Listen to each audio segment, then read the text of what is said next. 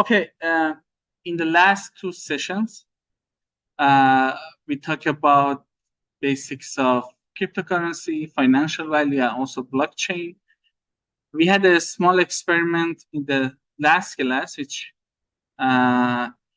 your friends created a wallet, and I sent some Ethereum on the testnet of Sepolia. So if you haven't done it, please just watch the previous class video or just Google it to see how to create a wallet. So as you see, I'm using MetaMask. This is a decentralized cryptocurrency wallet in which there is no central authority that manages it.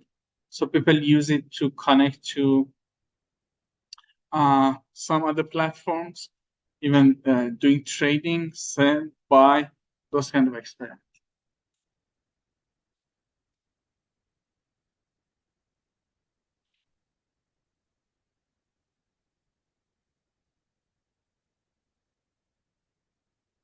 Okay, so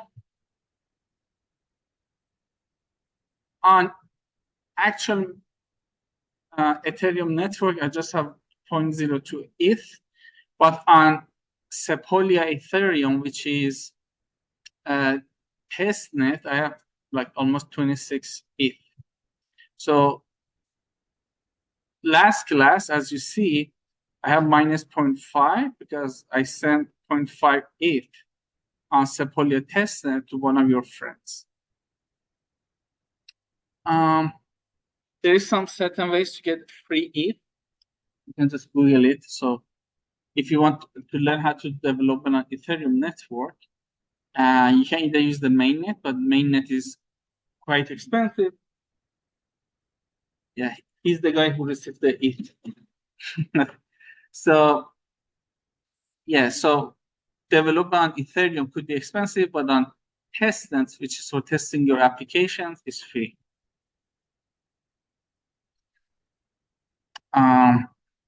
Also, by now, you have had 5 assignments.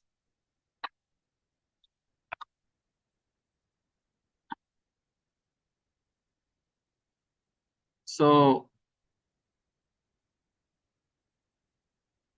some is submitted late, but from second assignment, if you have late submission, you lose some credits. The last assignment that I just uploaded is you need to do your own research and just do your own judgment and tell me, do you think who could be Satoshi Nakamoto, which is a nickname for inventor of Bitcoin blockchain. Having said that, so you also have first project deliverable in almost 10 days or 10 or 9 days to submit your first project deliverable. Any questions so far? Okay.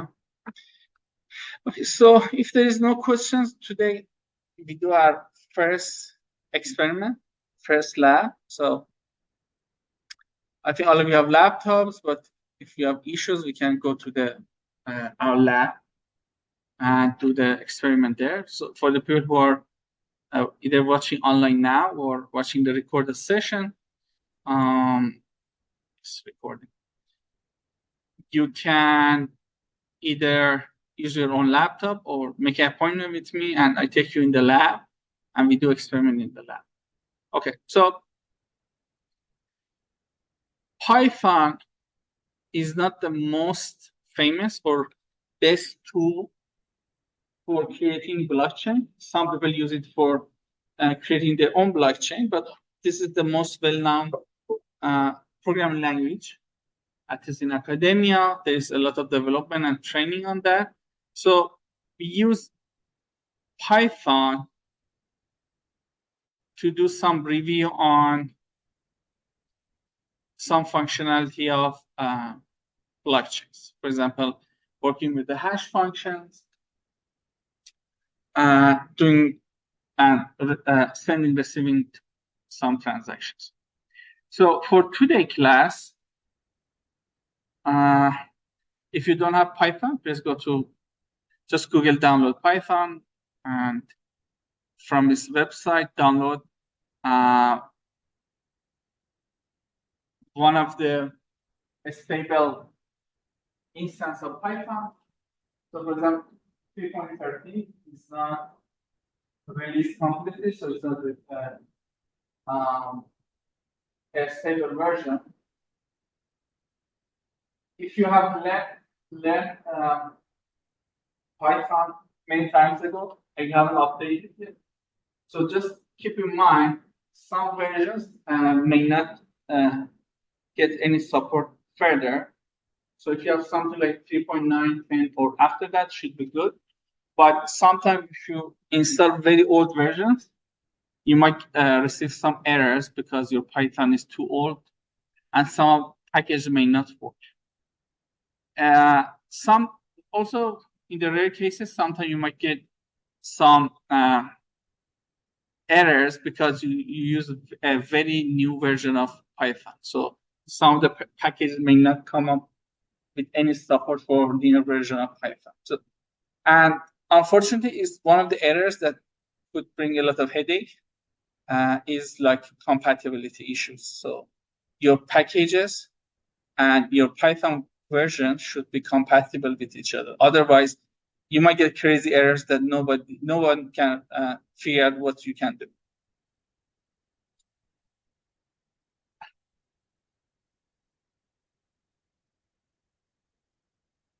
So if you are going to download Python for now, just do everything as default, but usually I customize my installation. One of the reasons I want to have control where do I install Python. So for example, I said I want to customize my installation and also add Python 3.10 to my path. So if you next time you will have big data class with me, path variable is very important one. But just as a summary, so sometimes you install Python, but when you go to command prompt or other programs, they cannot recognize that you already installed Python. Path is just a location in which your computer and other softwares can understand if you install Python or not. So I add Python, my Python path variable, and also customize my installation because I just want to understand where do I installing Python. If you already did installation, please find where did you install Python so you may use it later on.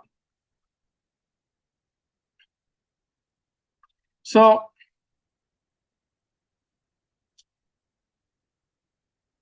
just wait a few minutes. I know you guys in class, you already installed Python, right? Okay.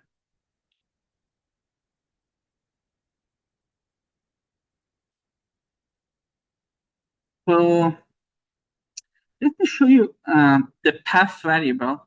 So it's inside your environment, system environment variables. So look at bottom, there is environment variable. I click on it. Inside here, you might see so many addresses. Look at, if you can see your, oh, cannot see here. So let me just stop this one. Let me show it again. So to check my path variable, I need to go to system environment variables. So here I search for Windows search bar, I search for environment variables. Inside system properties, I have a section for environment variable. Then here you might see several addresses like C Hadoop, C Derby. These are for my computer. For you, might be totally different. Program files, so on and so forth. Just look for path and click on edit. So these are different softwares that I installed on my computer, and the location are recorded here.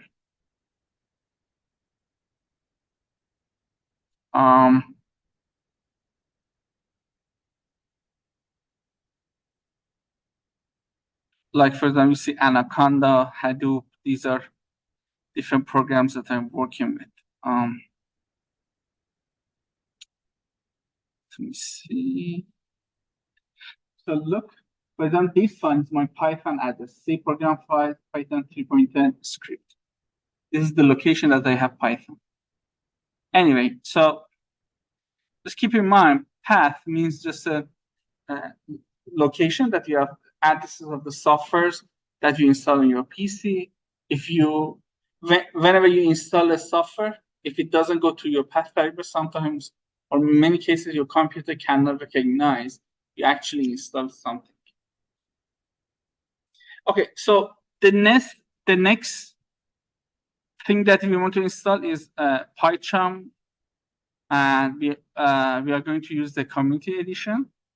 So you don't have to install PyCharm, but the good thing about development environment, including Anaconda or PyCharm, so they have some tools that helps you to manage your project, and also sometimes you might have typos or some small mistake. Those development environment help you to recognize and fix those errors. So I also recommend to use PyCharm if you want to do Python development. It's very easy to manage. It's not necessary. So just Google download PyCharm, go to this website and download PyCharm Community Edition. So this is just my Google. Download PyCharm.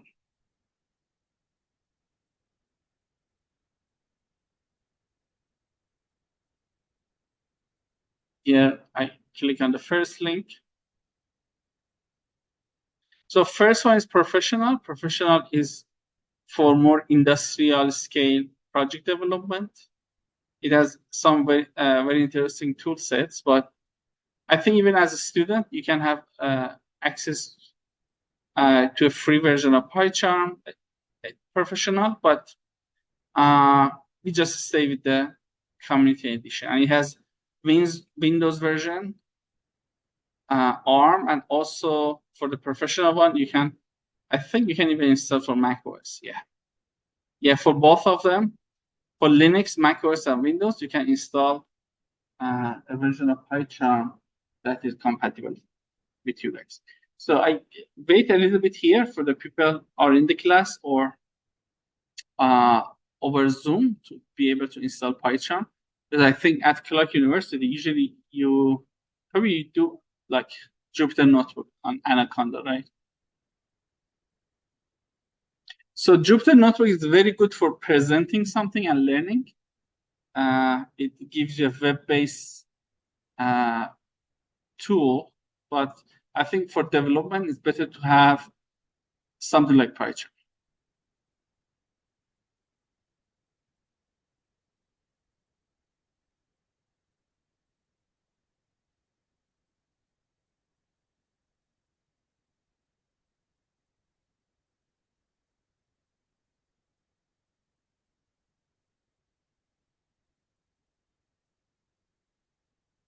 So for PyCharm, also as you see, again I said add the folder to the path because I want I want to 100% sure that my computer recognizes if I install PyCharm. For the remaining settings, just to default, and then you have to restart your computer. I already installed because I don't want to restart my computer while I'm teaching. So I already have PyCharm in my PC.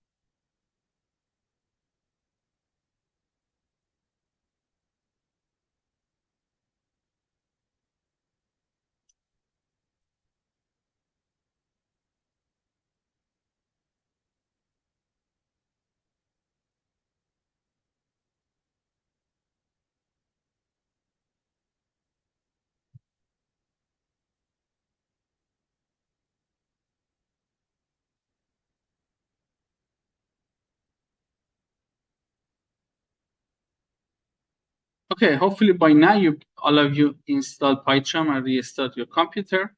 So next we are starting to do a new project in PyCharm. Just keep in mind I already developed all the codes and put it on Canvas. So when you go to part 3, I think I need to deactivate this one. There is crypto project first. Just download this folder and unzip the file.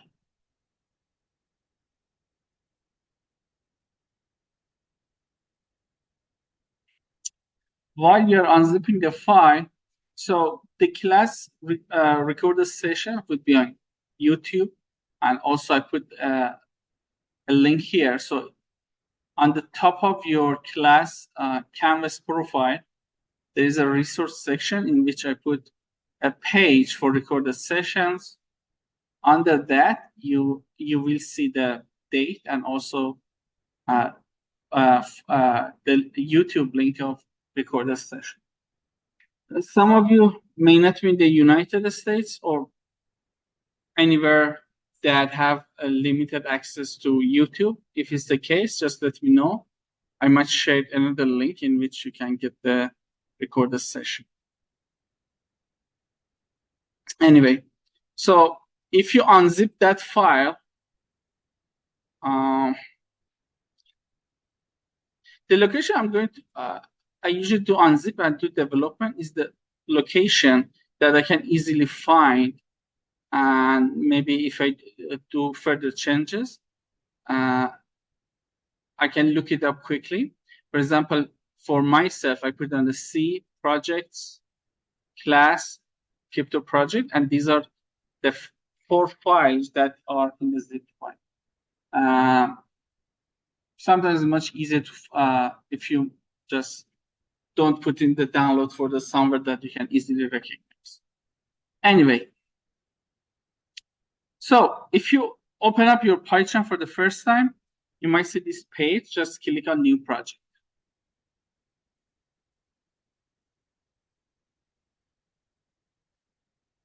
So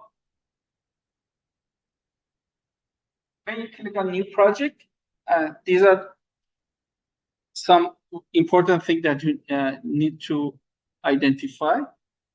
For example, first, the project name. Second, the location that you're going to have your project. By changing the first two, yes, you have a question? Oh, sorry, I think you have a question. So by changing your project name and location, on the third circle, let me just make it larger for the people on the class, they can easily see.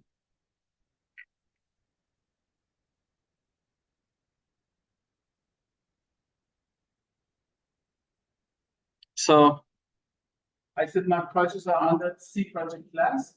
My project name is crypto underline project. So now, based on these two location name, my project will be saved in C project class crypto underline project. So for the interpreter, although I'm using Python, but I want to also generate a new one. So instead of selecting the existed one, so you might use Python for other projects. Let's say if you take big data class with me, so you might do some image processing, text mining, or some other projects. So you keep adding libraries into your Python, keep installing. So sometimes it makes your Python heavy, or sometimes some of the packages have conflicts with each other. So since developing blockchain doesn't need all of the other packages that you already installed, I'm going to generate a new environment. And in new environment, I'm going to install the packages that I need. You can use the existing one. If you select the existing development environment, basically you inherit the previous installations. So I want to join a new one, but in case you select the existing one, that's totally fine. So you import the previous package that you install. So also look at here, base Python. So it's the location that my Python is installed.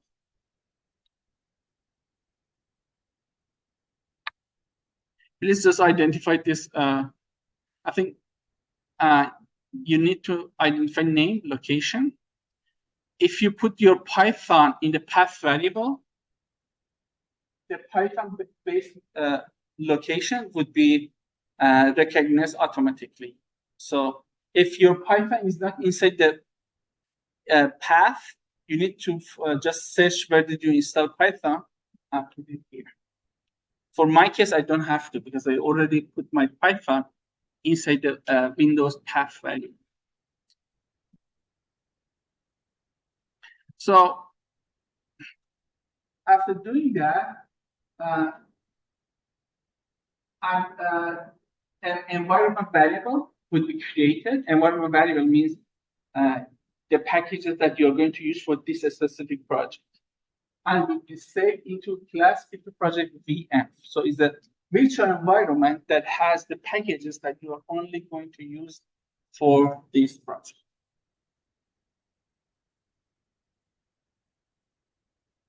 Questions so far? Okay.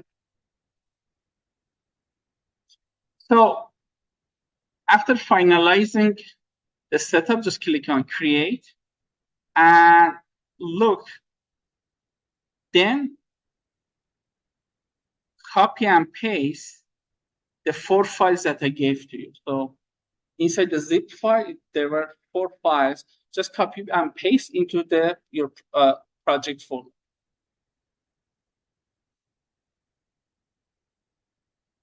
I give you a couple of minutes, either if you want to write the notes or just copy pasting the files.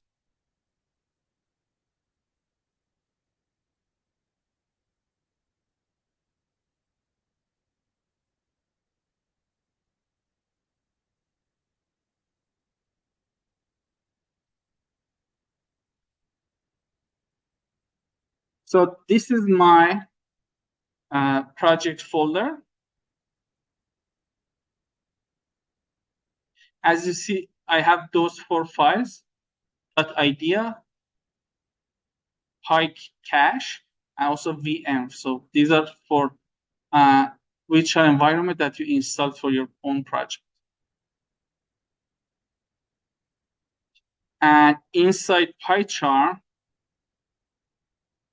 you see that I have those 4 files.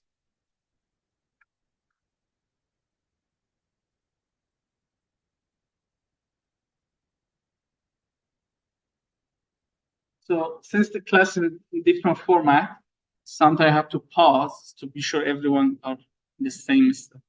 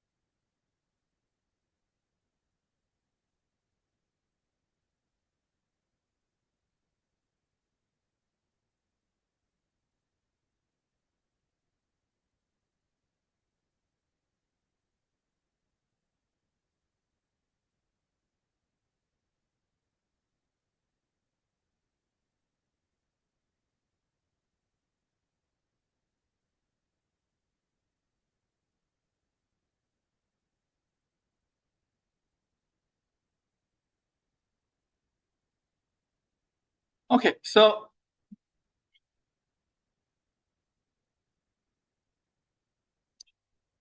do you guys remember how did you install libraries or packages in Python?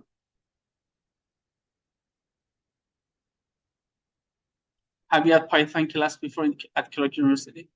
So let's say you want to install pandas. How you do? You have to put pip install and on the command prompt, for example. So the command was pip install, right? Correct. Yeah, you in the commands from you type pip install and the package. So if you use some IDEs like PyCharm, you can do it just much easier.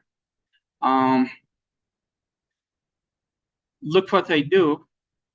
This is your PyCharm environment. Bottom right, it said Python 3.12 crypto proj. Just click on it. So it has some parameters for your Python interpreter. One of them is interpreter settings. Just click on it. So when a new window would be open up,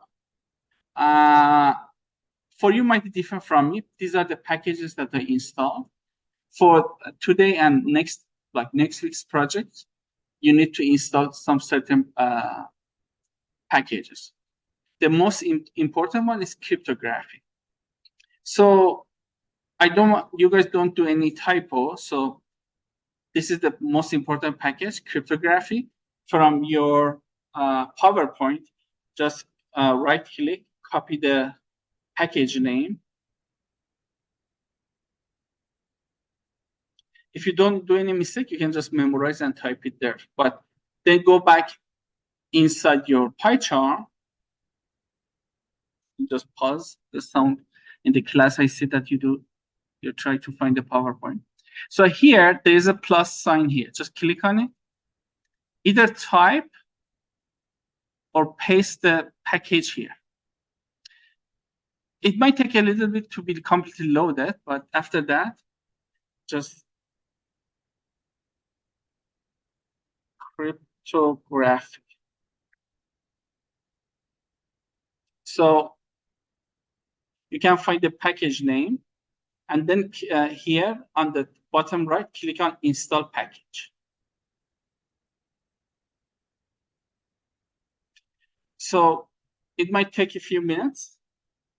Then cryptography package would be listed as one of the packages that you have here. Let me just wait a couple of minutes for everyone to do. So again, click on the plus sign, either type or copy paste the package name here, select and click on install package. So cryptography, and I can click on install package.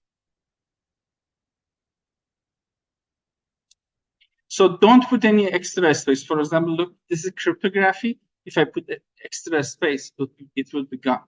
So just cryptography and click on install package.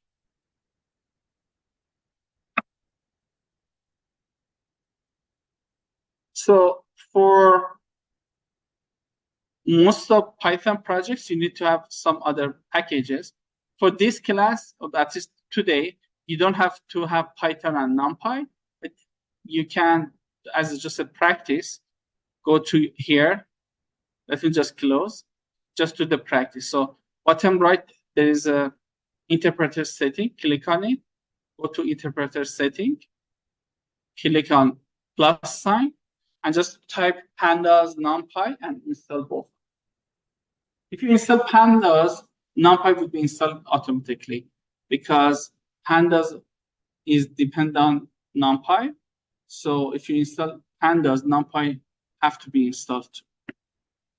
Let me just wait a couple of minutes for everyone to install the package.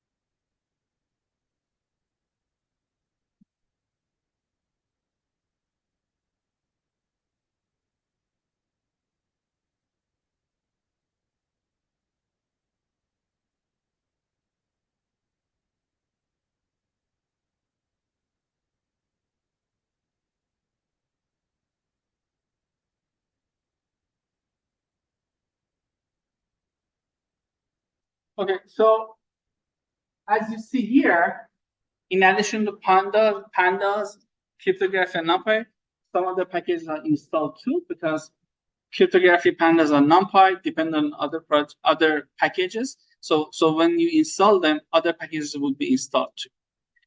If you use the existing interpreter, here you might see much more packages, but for this class, I use a new environment. So in the new environment, I only install the packages that I actually need. Questions so far? Okay.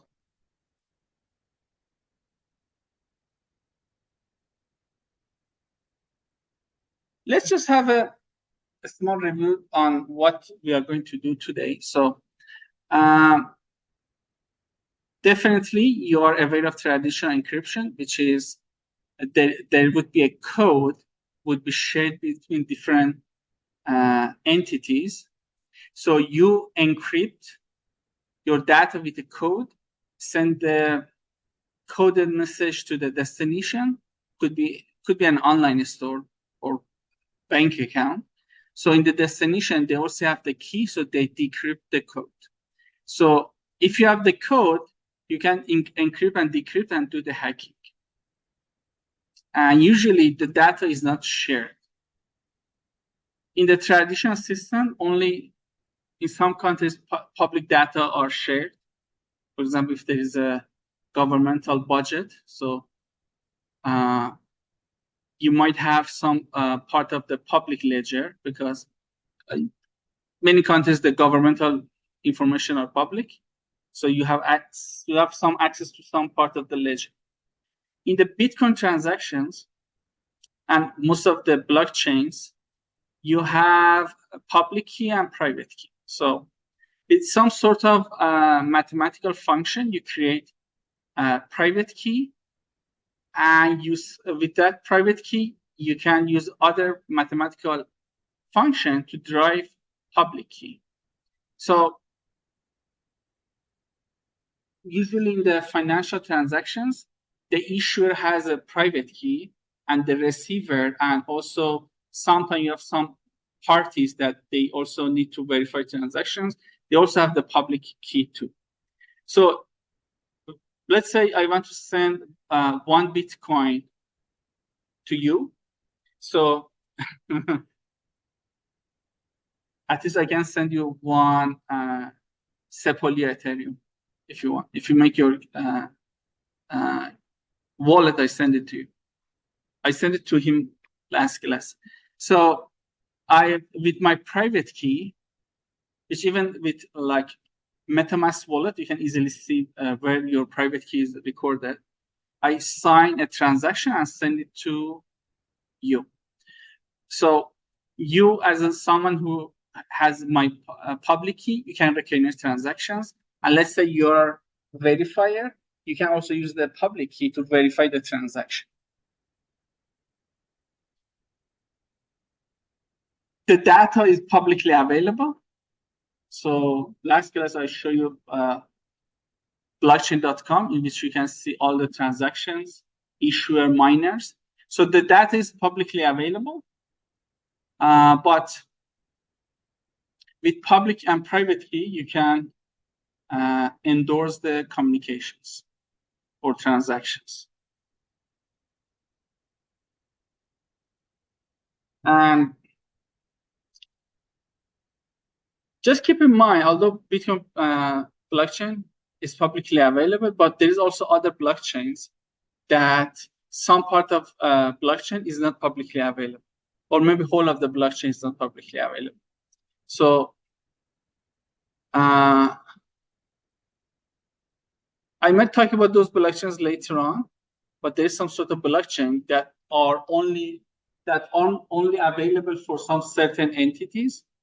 They might have some part of blockchain that they reveal to public. They may or may not.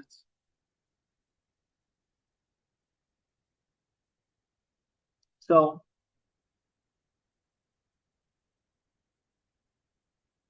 we also talk about hash function. So hash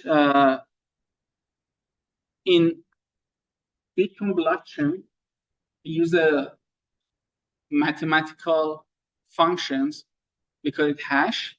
So your input doesn't matter to be one transaction, or last class you had more than 100 pages of transactions. The output would be a hash function. So each block has three major inputs for calculating the hash.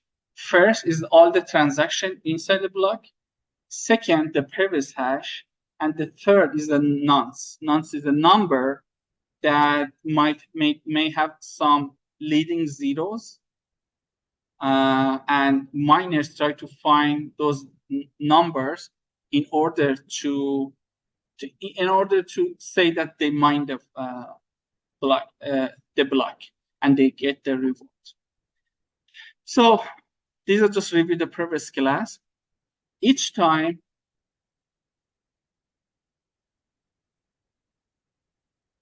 if you want to verify a transaction, we calculate the previous hash and check it with the recorded one. For example, let's say somebody hacked block number 3 and they changed the transaction. So for example, I said that I send 1 Bitcoin to you.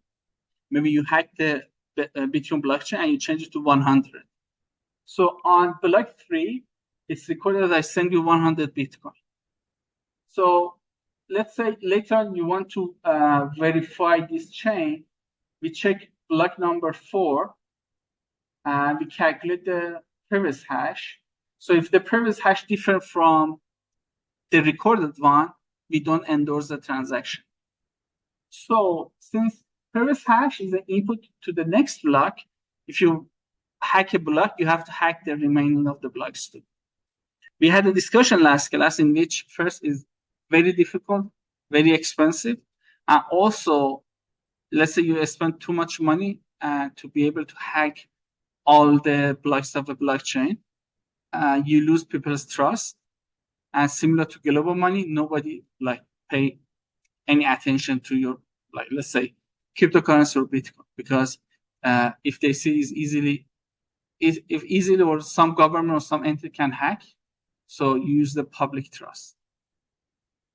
Is actually one of your assignment in which for a blockchain,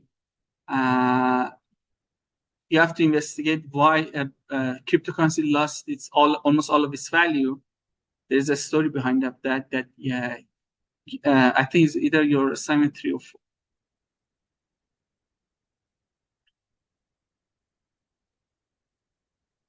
So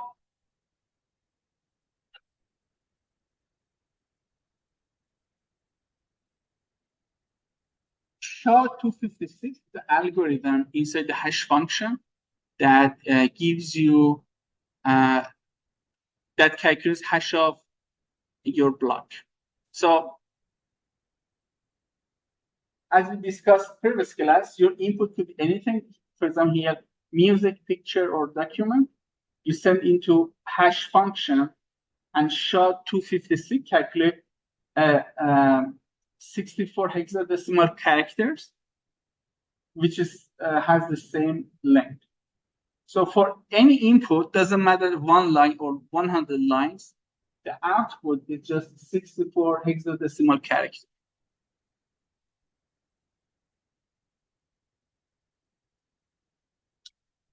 This is hash SHA-256 is a member of SHA-2 family. Again, talking about the mathematical behind of that is actually too much above the content of the class. But just keep in mind, these are some mathematical equations or formulas that convert every input into a same length output. Questions so far? Okay.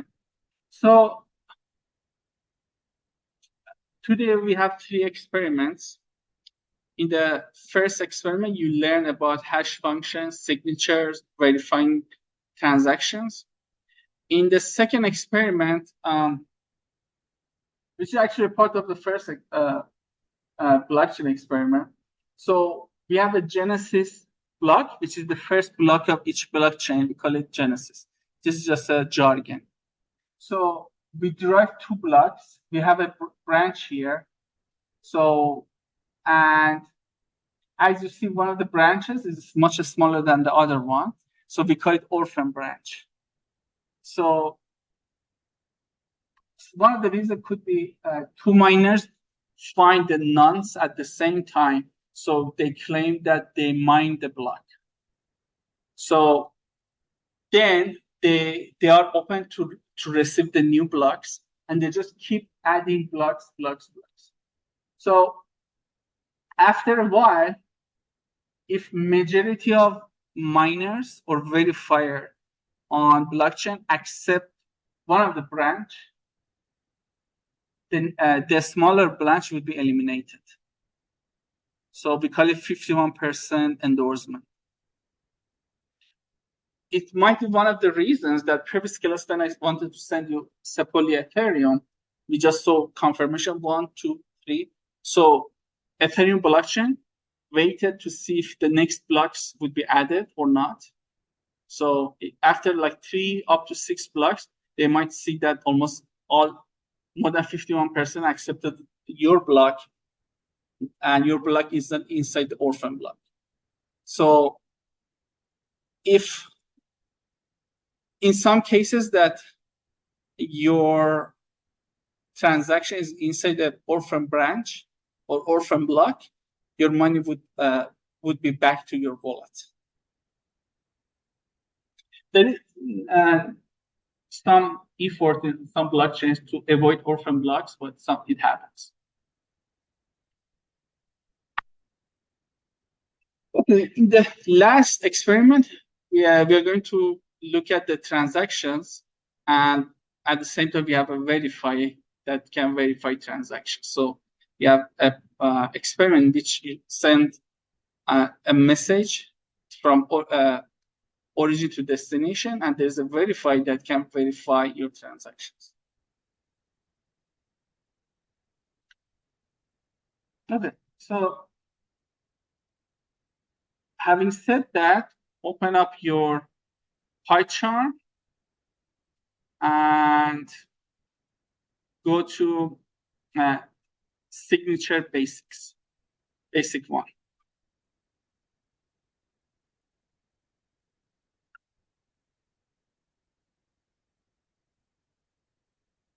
Okay. So the purpose of today's class is not, or actually this semester, I don't evaluate your Python skills, but we just review some functionality, and I explain what each function do, but you don't have to do those codes by yourself. These are just some experiment in order to see if you expose yourself to some underhoods of blockchain technology. So if you had any Python class before, so first you need to import the packages that you need. So from cryptography package, I'm importing several functions for the RSA hash, padding, individual signature. So first, I'm defining key generator. With the key generator, I can generate public and private key. So private key is come from RSA function, which has 2 components, key size and also public exponent. So okay, let me see if I can make it larger so you guys can see. CPU control. With this version of, I used to work with a different version of PyCharm, but let me see if I can find the magnifier. Appearance, behavior. Let's see if I can find font. 80. Can you see the board? Okay. So first, in this function, I create 2 output first is private key from RSA function, and second public key. So public key can derive from private key. So the second function is sign. So basically, the one who has private key can sign a message. So message could be everything. For example, sending Bitcoin from an origin to destination, from one wallet address to another one. So first, I've converted to a string with the UTF encoding. So one import is messages, and also I use padding.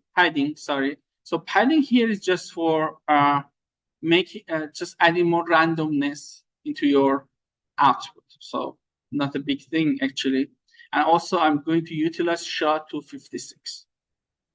The output is a signature. So with the sign, the sender of a message can use his or her private key to initiate a message and sign it.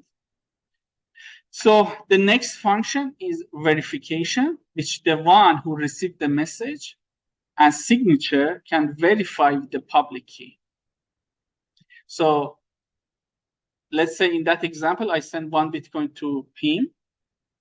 You can first check if I'm the actual one who sent you the message with the public key, and the verifier of blockchain can verify the message or transaction by using the public key. So if the signature, public key, and the message doesn't match, it just broadcasts this error message, which just meaning that it cannot verify the message. Questions so far? So as a practice, you can go inside each function, but at least maybe you can have some notes. For example, what does key generator do? What does sign function do? And also, what does verification function do? Okay. I put my own comment here with hashtag sign, and front of that, you can add your comment. Interestingly, I've seen that some AI tools like ChatGPT or Gemini, also they are very good in explaining the code. So you can upload the code and ask from those AI tools that just explain one line by line. But I'm also here, you can ask from me too. Okay, so have you seen this line, if name equal main? I think you had computer background, probably have seen that. So for the people who didn't have it before, so you can import each Python code to another Python code too. Let's say I created this function and I want to use it later on. I can import this file into another file. But let's say I just want to run this code. Sometimes I don't import it to somewhere else. So whatever you put after if name equal main would be executed. So I can test these functions in the same code. Let's say which I'm going to do today. So I'm going to import this file, which is transaction basic one Python, into another Python code. If I import it to another Python code, whatever you see after if name main won't be executed. It just means if it's the main file that I'm going to execute, whatever you see after that line would be executed. Okay, let's see how to execute a code inside Python. So on top right, there is a play button. You can either click on it. If you don't see it, you can right click everywhere and click on run basic one.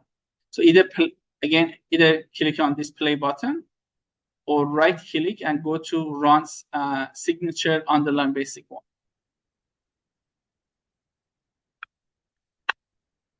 So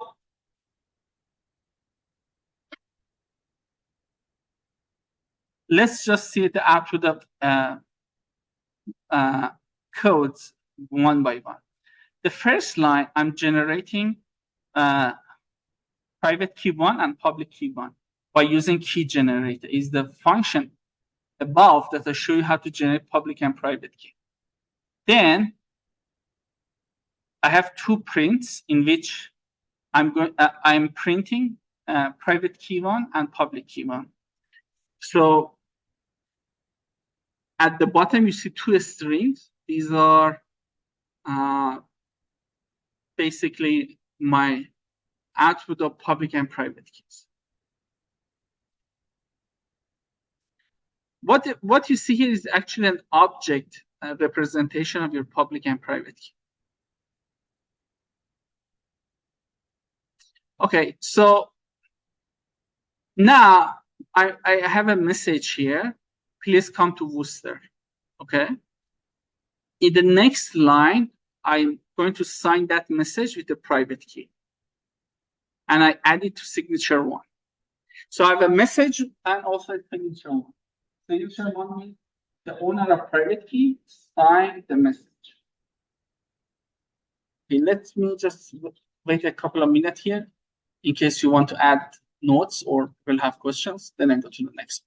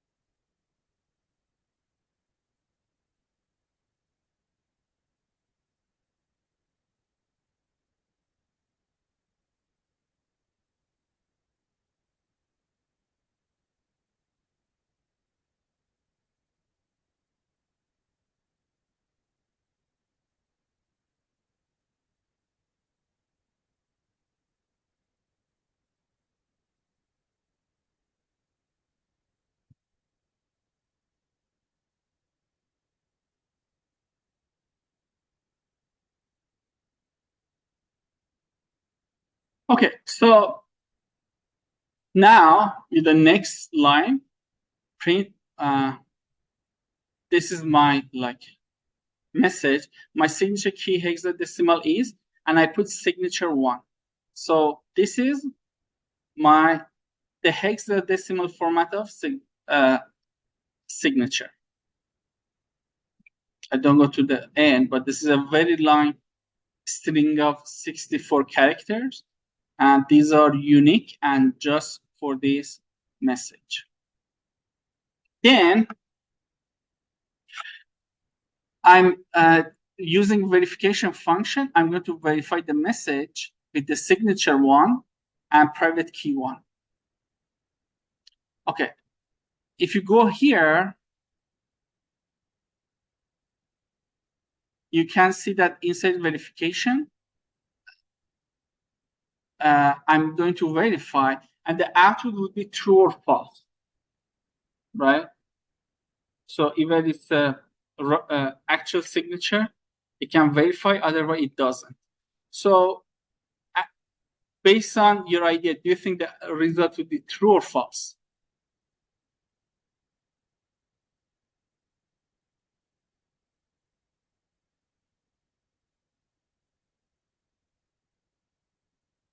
True, yeah.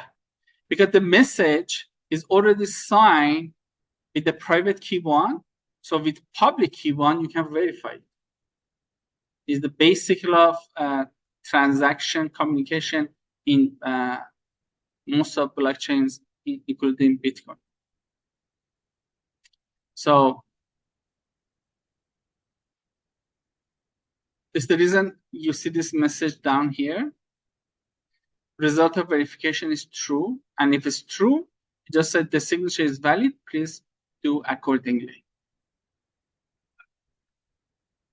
Okay, in the next one, I'm going to create another public and private keys.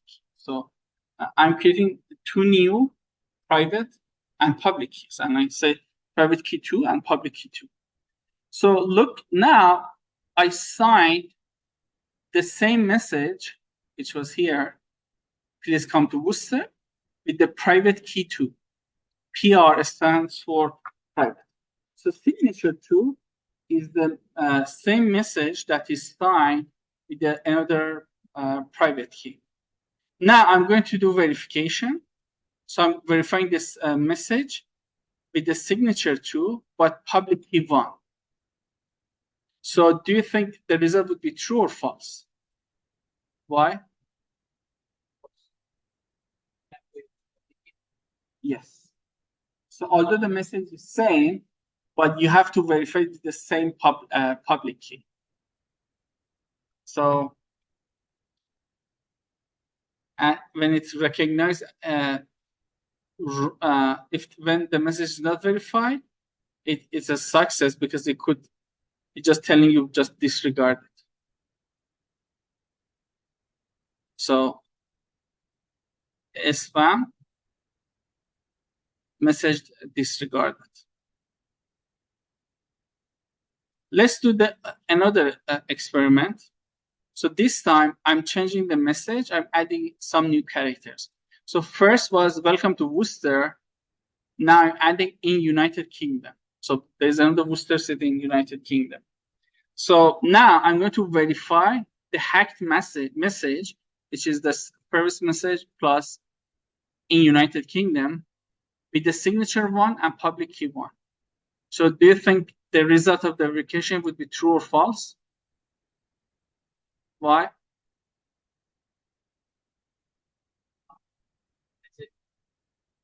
Yes. So the signature that you have here was for another message. Now you change the message. So public key, signature, and the message are unique. So they are linked to each other. If you change one of them, it cannot verify. So you get an error. So if it's else, which means error, it just print a spam message is disregarded. Questions so far?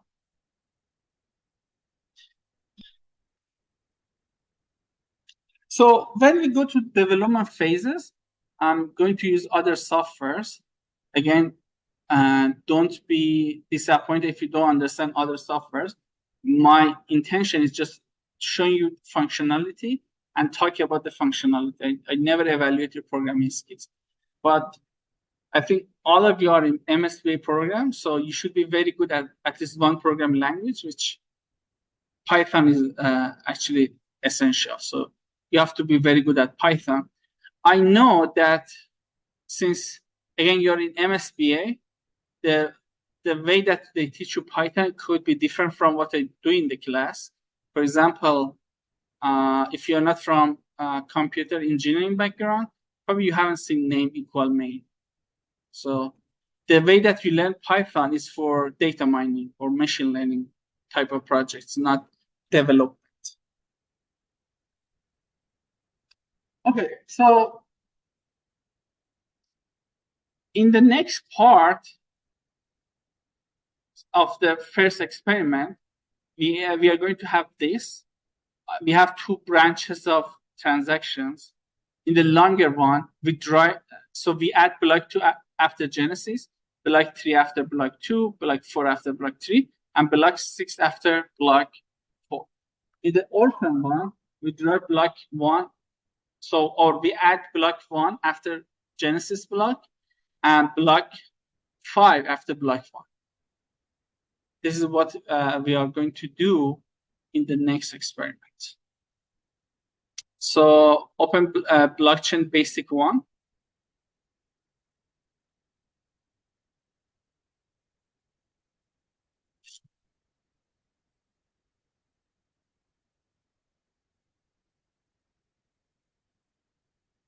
Have you learned the concept of classes in Python?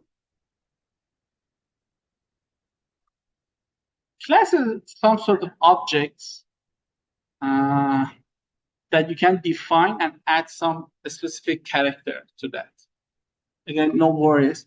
So, for example, here, first I have a sample class. I said class, after class, I define the name. So my name of class is sample class. And I add some characteristics. For example, sample string, sample number, like non 1, 2, 5, 6. And I initialize some values. For example, I initial sample input, which is equal to a string of sample input. And also there's a representation section which represents your block. For example, here, my block represents with the sample string, with some underlines and also sample number.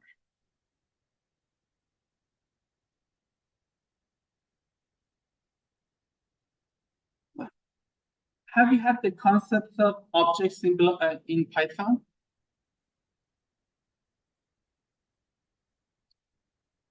Okay, at least you will have in one of my classes. So, but no worries. So, if I want to oversimplify it, so class is something like variable, but you might have multiple characteristics. So, the variable you have seen so far could be number, could be a string, right? So they just have one input, and they just have one specification. But class is some sort of advanced variable, which you might have multiple characteristics. For example, here I have two characteristics, string and number. If it was variable, I might say like variable equals something. But here, class just means you have like multiple characteristics for just one variable. And also, when I want to print this class, instead of just printing this like sample string or sample number, I print sample string, underline, sample number. It might be somewhat confusing, but when we do more experiment, you will see that it's not difficult. I think you had it in the undergrad, right? Other programming languages, you should have classes, right? Very similar to that, but for the people who never had Python, this kind of thing before, I should say this is an advanced variable. You know?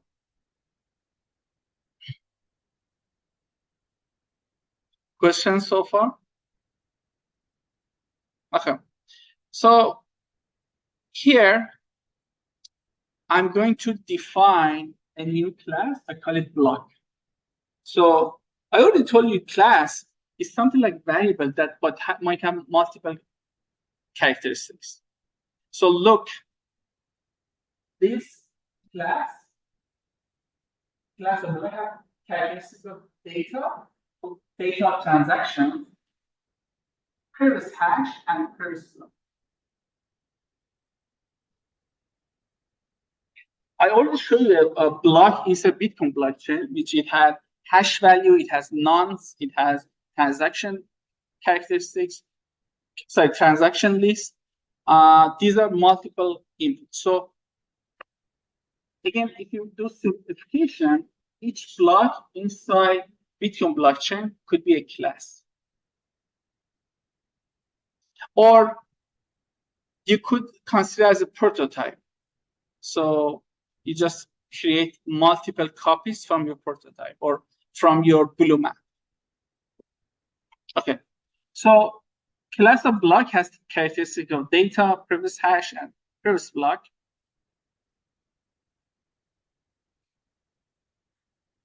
I'm initializing some values here. I'm saying that, okay, input data is data, previous block, I assign it to previous block characteristics. Again, these are just means I'm adding some inputs to characteristics of my block. So if there is no previous block, means we are in the genesis block, the value of previous block would be none. There is no previous block to assign. But if it's not none, so if there is a previous block, so you calculate the previous block hash function and you assign parameter of previous block. Otherwise, if there is no previous block, the previous hash should be none.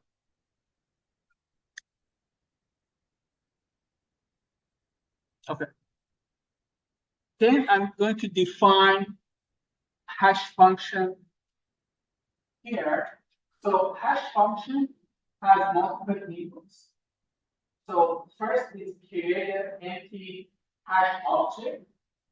Then it adds data, it adds previous hash, and then finalize the hash value. So the hash function calculates the hash of the block. So it takes previous hash, it takes the data block, and generates a hash value.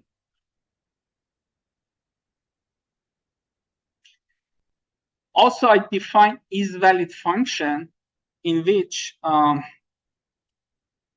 if the previous block is none, it checks recorded previous hash and also calculated hash. These two should be same. So the recorded one and the calculated one should be same. If somebody change the recorded previous hash, when you want to do verification, you calculate the hash again. These two should be same. Otherwise, you don't verify the block.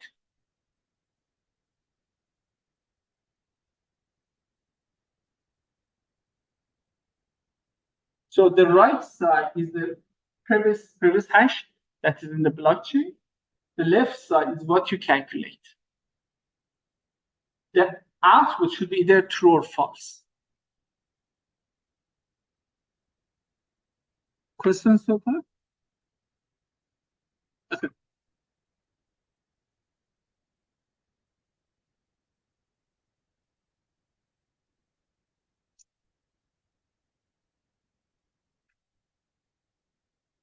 I think let's have 10 minutes break.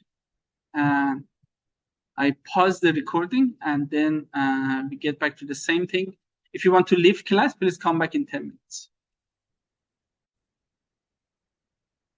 Okay, so let's, in the second part of the class, review what we had in the blockchain underlying basic one. So we define a block as a class. It has some characteristics, data, previous hash, and also previous block. So it calculates the hash.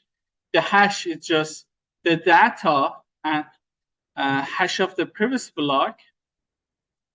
And also the validation part is you check the recorded hash with the calculated hash.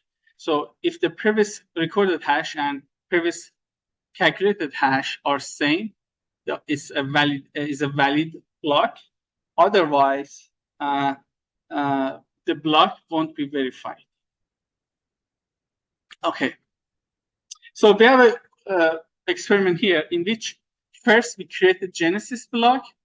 So as you see here, I just said block parentheses. So block parentheses gets the input and generate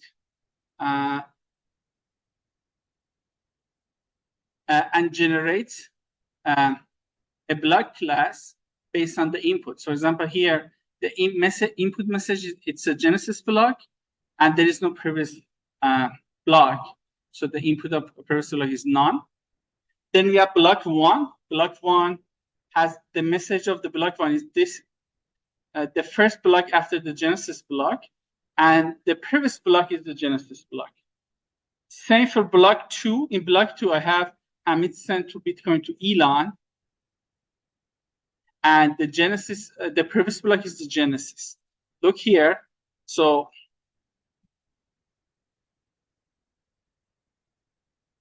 here, block 2 has the parent of block 2 is Genesis, parent of block 1 is Genesis, and both of them have different messages inside. So block 3 is 9856, block 4 is Satoshi, block 5, Elon sent 10 bitcoins to Alien, block 6, Alien sent 5 bitcoins to Pizza Shop. So block 3, block 4, block 6, and block 5 as the parent of block 1. Questions so far? So now I'm running a for loop. I'm checking block 1, 2, 3, 4, 5, 6. If the recorded hash and calculated previous hash are same, the hash is good. Otherwise, there is an error. So all of the messages should be good because we didn't do any change. So each time we use the previous block, we calculate this hash, we put it in the new block, we calculate the new hash. And we did the same for the children of both branches, the orphan one and the main one. So now I run this code. So right click and you select run blockchain basic 1. If you want to do the play button, here you should change from signature to blockchain basic. So next to play button, it should be blockchain underline basic 1. So you run. So as you see, for all of the block, we got the success message, block is good. Now, in the next ones, we are going to do some tampering. For example, here, look, block 3, I changed the data to 110. Now I want to check. So block 4 is after block 3. So we changed the block 3 block 3 data. So data is a characteristic of block 3. That block 3 is a class that have multiple characteristics. One of them was data, and we change it.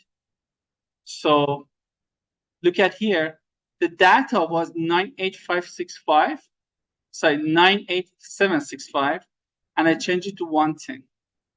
So now if I calculate if I check block 4 previous hash, it should be different from recorded previous hash of block 4.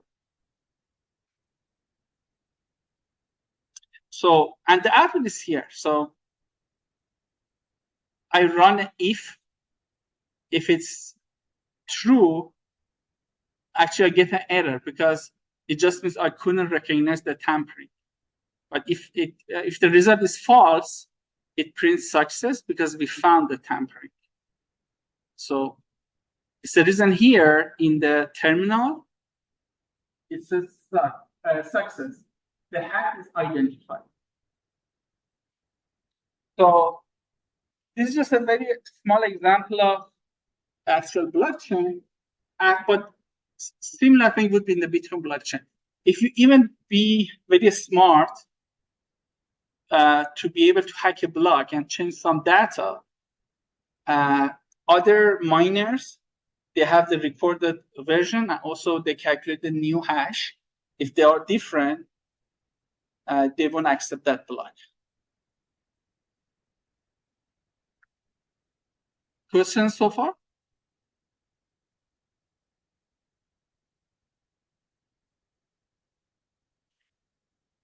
In the next part, from block 4 data, sorry, I print block sample number characteristics of block 4, and also I print the data. So block 4.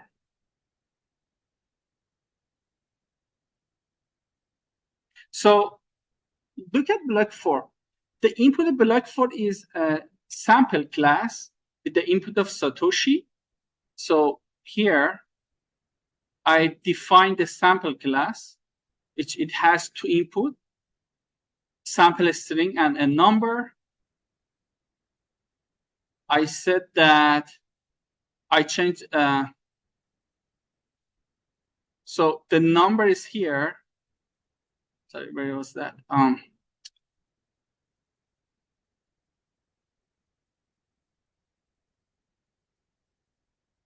Yeah. Okay, this is the number one, which is 1, 2, 3, 4, 5, 6. It print out the number part and also all of the data. So the number one was 1, 2, 3, 4, 5, 6. And when I said I want to print the block for data, it just printed its representation. The representation was sample string plus underline, underline, underline, and sample number. So the sample string, we imported Satoshi, underline, underline, 1, 2, 3, 4, 5, 6. Again, if you haven't had class before in Python, might be a little fuzzy. Here, I just wanted to show you the input could be different. So input of a block could be another block. Here, block is just a Python class. Instead of having numbers, transactions, I imported another block, another class. So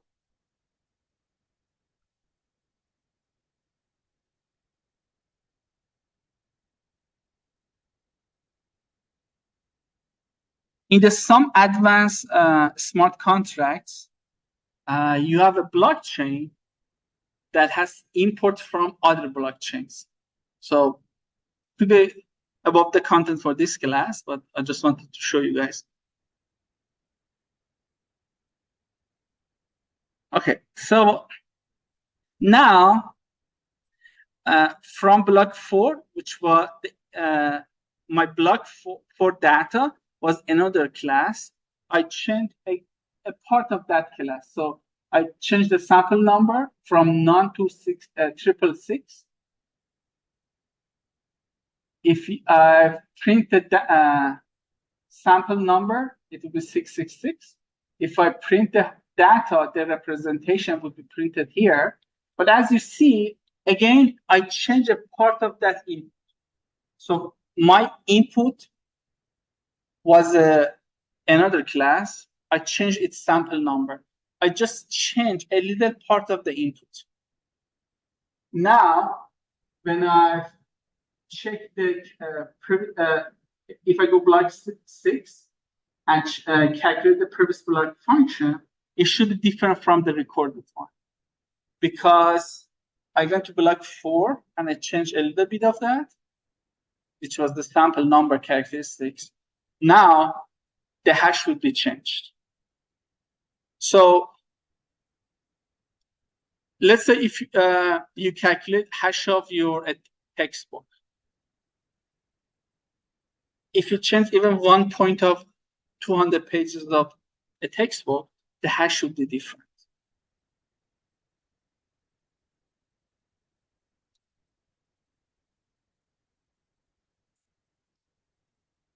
Questions so far? Okay, I give you a couple of minutes to, if you want to add some comments there, then I go to the next experiment.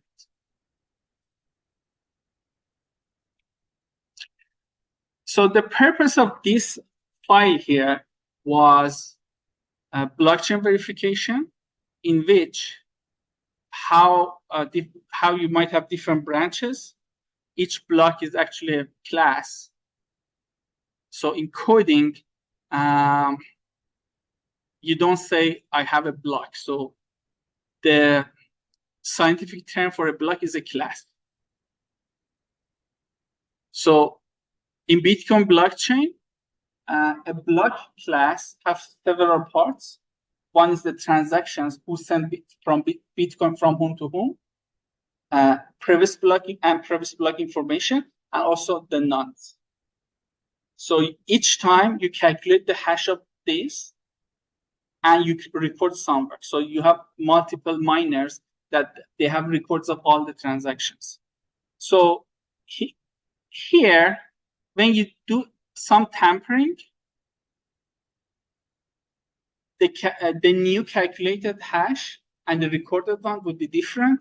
So your block won't be verified.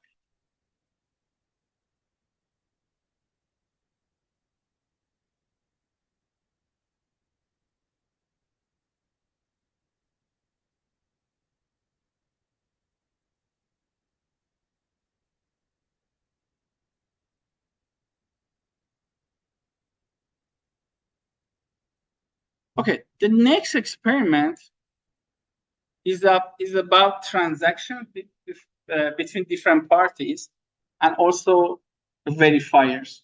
So in Bitcoin blockchain, you have transaction from someone sent some Bitcoin to someone else, and also some verifiers that could be like independent miners that can verify the transactions. I think this cartoon character was Dodo, something like that. Like Dodo here is just a miner that can verify transactions. So let me open transactions basic one.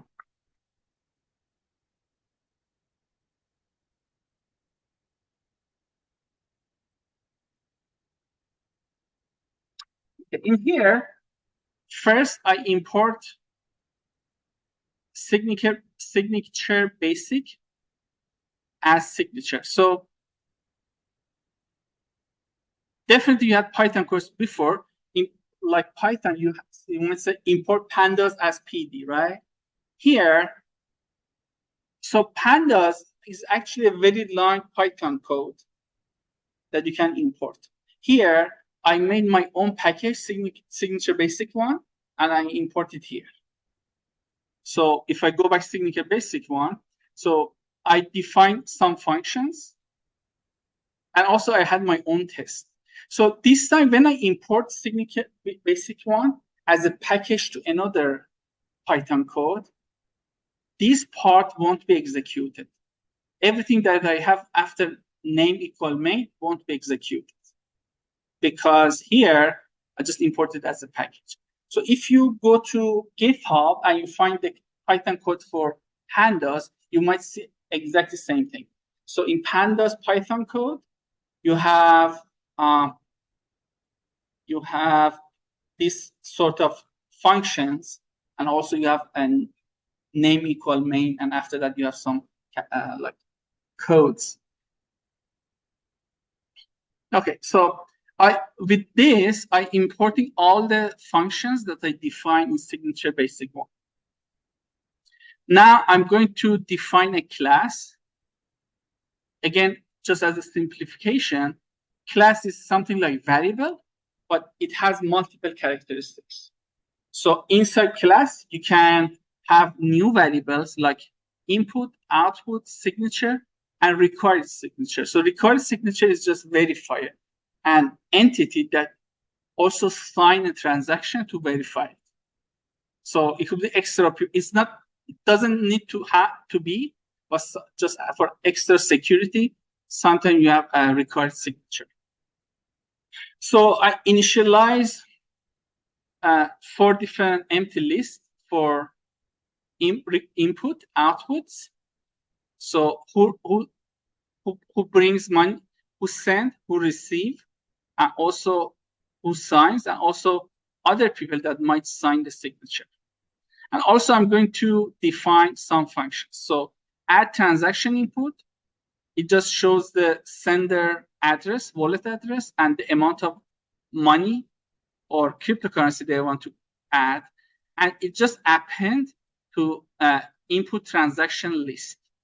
So this function just add this information into this empty list. The next function, which is output, is just the wallet address and amount of a Bitcoin that receiver would get. So receiver wallet address and also the amount of money. And with the append, you just add that amount of money to this list. Same for required signature. So it records the required signature, and also the next function is just for adding the signature. So the way that I design here, only the one who add the money into the transaction or the sender needs to sign it. You can modify in the way also receiver should sign it, but usually doesn't make sense. So receiver is happy. So if you send anything, intuitively there is no signature from them, but also you can modify the function in the way that also receiver can sign, but it's not necessary. Questions so far? So just again, as another review, class is a some sort of advanced variable. So you can, inside the class, you can define variables, you can define functions, and also some sort of representation of all of those inputs. So in the previous Python code, I show you that it could be a string, right? So even a class could be a variable. So if inside the class, I just define one variable, it will be the same as variable, but it doesn't make sense. So if you just want to have one characteristics, you just define a variable. If you want to have multiple characteristics, you define a class. For example, is there anyone who is in the first semester here? So all of you have at least one semester so far. Okay, so in Register Office of Clark University, they define a student class. So a student class have your ID information, your courses grades, your GPA, maybe your email address, so on and so forth. So they define a class each time when a new student registers at Clark University, they just use that blueprint to make a new sample of that class. For example, there is a class with your name, and your name. So there is a sample of that class with your names. So me as an instructor also have an instructor. My information is inside instructor class.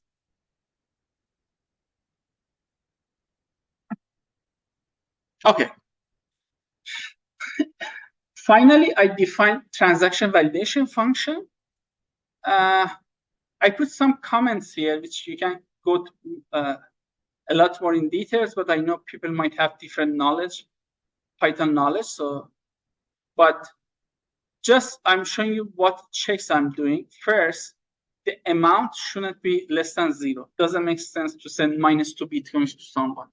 So the amount of transaction should be positive. So also, total output should be more than total input. So you might ask why they are not equal. So in some cases, like Bitcoin blockchain, you have rewards or fees, or maybe in Ethereum, you have gas fees. So if last time when I sent you 0.5 Ethereum, I had to send more because some of I have to pay fees.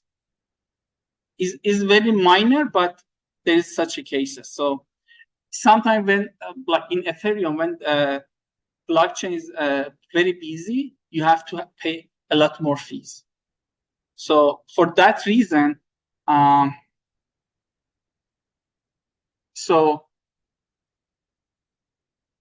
it's not always total input equal total output. So there's also amount which you have to pay.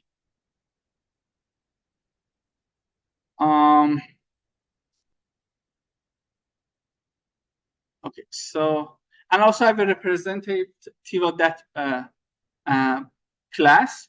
this is again a very long string in which I show input from to address, signatures information, and also signature itself. It just print out all the information as a string. Questions so far?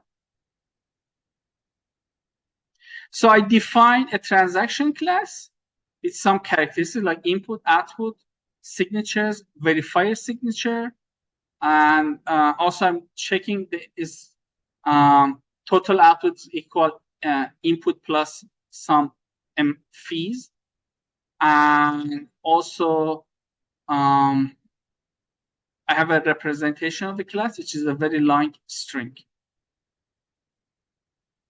Okay, here, let's do the experiment. So I imported signatures from another Python code.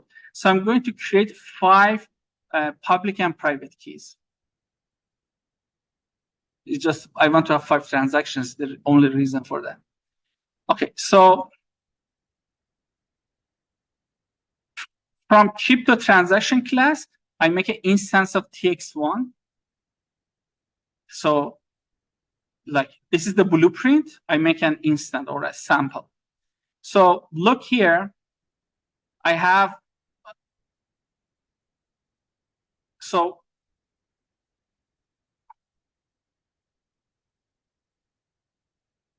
I have one input transaction from public key 1.5, another input transaction from public key 3.5. The output is 1.4 that goes to public key 2, and 0.6 that goes to public key 4. And also, public key 5 needs to verify that transaction.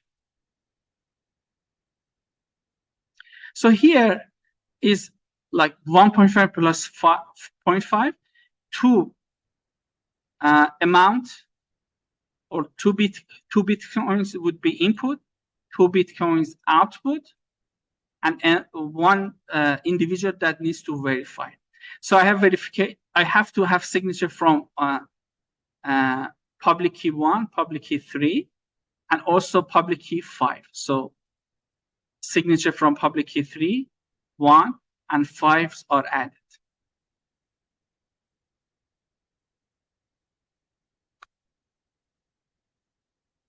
It might be a little strange, but it's how they design transaction between blockchain. So in each transaction, some addresses, like here, we call it, instead of address, we call it public keys. So these are, you get some money from different addresses into a transaction, and some Bitcoin goes to different transactions.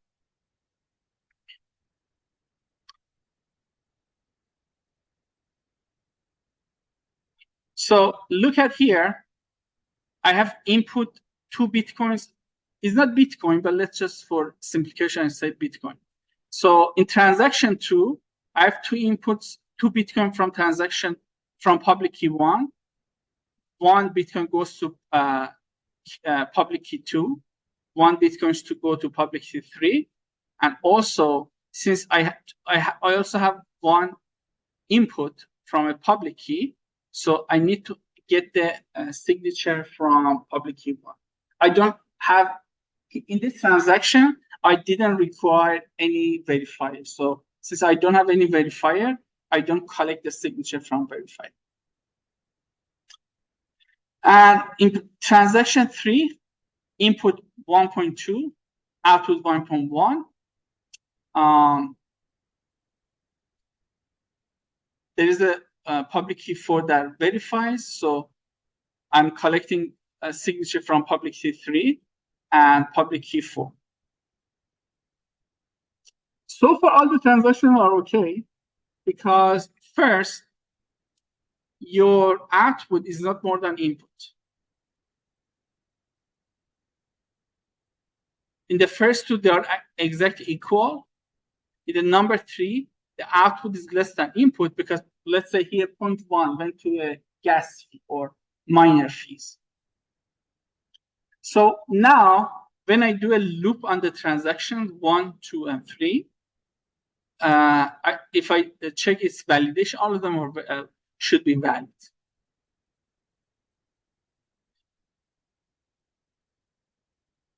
So let me right-click and run transaction basic 1.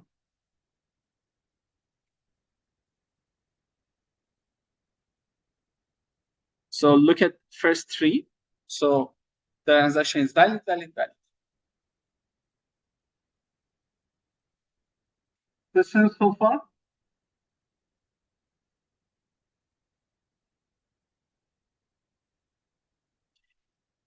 Look at another transaction that I created here. So transaction 4 is just an instance of crypto transaction. 5 Bitcoin from public key 1, and those would be go to public key 2, and signature is from private key 2. Based on the logic that I defined, the one who sent money should verify, not the receiver.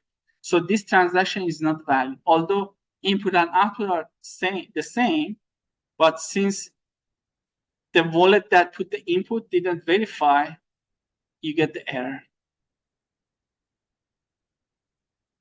So look at the next one.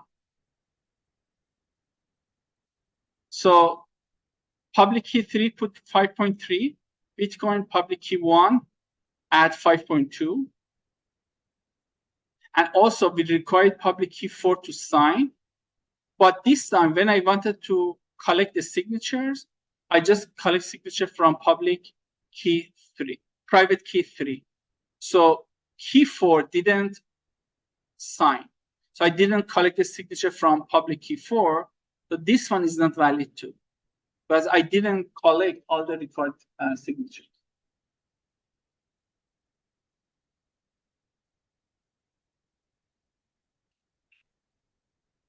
Paying for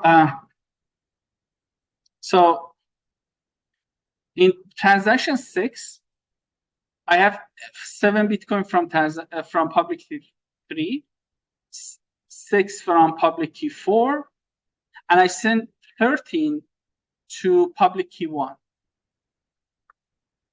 So 2 different public key add into the transactions, but when I collected the signature, I just collect from private key 3. Private key 4, the signature is not there, so this transaction is not valid.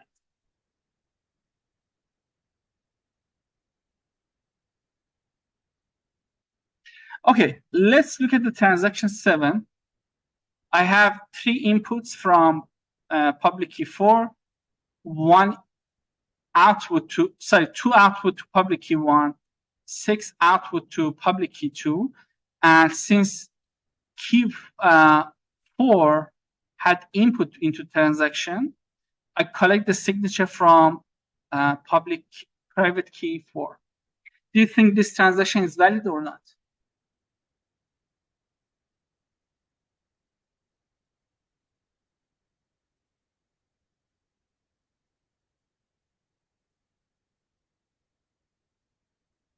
Look at the numbers. Yeah, output is more than input. So it's not a valid transaction. So you cannot send more than what you receive. You can send less because you might pay some fees, but you cannot send more. So look at the transaction number 8. So do you think this is a valid transaction or it's not? Yeah, minus Bitcoin doesn't make sense. Look at transaction number 9. 4 Bitcoins from public key 1, 3 Bitcoins from public key 2. Since public key 1 put an input there, I also collect the private key 1 signature. In the next line, for transaction 9, I change one of the output to 1. So let's say I promised to send you 3 Bitcoins. After signing, I change it to 1. So this is a valid or not. So why? Why is it valid?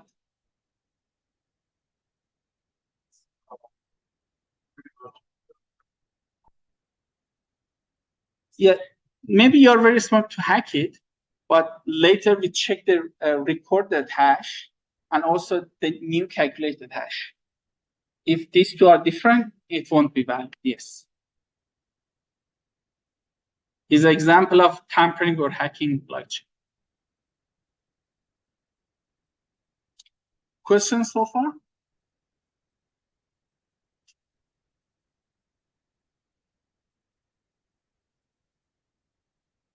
Okay, so I did a for loop inside all the transactions, and all of them are not valid. So it said problematic transactions are recognized. In the last one, I'm printing transaction 1. As I showed it to you guys back here, when you want to print a class, its representation would be printed, which is the very longest string. Look from $, input, output, signatures. So here, when I print representation of transaction 1, this is the longest string that I get here. So $, like input transactions, output transaction, recorded signature, and also the signature itself. Okay, so you guys are MSBA, you should get yourself more comfortable in coding, but I know if you've never had a class before, like doing programming through classes might be a little confusing, but don't worry. I mean, if it's first time you see the concept of class, it could be confusing, but when you're used to that, it's not that much. So by now, you should learn that actually, like maybe visually, you have a chain of blocks, right? But based on the coding logic, this is a chain of classes. So when people do programming, so when they want to do programming in the blockchain, they want to create a new blockchain. So the only way that they have, so they make a blueprint here, like we have class of crypto underlying TX. This is the blueprint, blueprint of new transactions. Each time I use it to create a new transaction sample, and that inside that transaction sample, I put the information. And same for blocks. So you have a blueprint of each block. You put that information inside that blueprint, and you make a new sample of block. Okay. If I was in your shoes, maybe I watched like 5 or 10 minutes video in YouTube. What does class means and how to just work with that. But it's not difficult actually. Very simple concept, but again, since it's first time, might be a little confusing. Later, if you have time, I go some doing development on Ethereum blockchain. So Ethereum blockchain is actually much more complex than Bitcoin. In Bitcoin, you just have transaction information, which, as you see here, you have inputs, outputs, maybe miner fees, something like that. So, and you also have signatures. In Ethereum blockchain, you on top of hosting transaction information, also you can host codes, and with those codes you can design new applications. The good thing about Ethereum blockchain, although knowing, if you want to be a developer, you have to know some sort of coding. But also, when we want to do transaction, when you want to work with those codes, you also can work with the visual representation. So there is some development environment in Ethereum, which you don't have to everything coding. Maybe you can do some sort of visualization, some sort of graphical interface that you can use it to like work with the Ethereum blockchain. So all the coding is necessary, but for the beginners who wants to work with Ethereum, they can use that graphical interface instead of just doing everything by coding. Questions so far? I think for the lab session, it should be enough. So in the previous years, we have more people in the class. So this content was about 3 hours of class, but since you're not that much, and all of you are in MSBA program, so you know some sort of coding, so I have to finish much earlier for this session. Some of our sessions is much longer. Also, keep in mind, I see some of you are submitting late. Please don't do that. I forgave some of you, but because just some of you submitted late, but please just be on time for submission. Otherwise, you might lose some credits. Questions? I also don't see any question from online session. So that was for today. Thank you very much.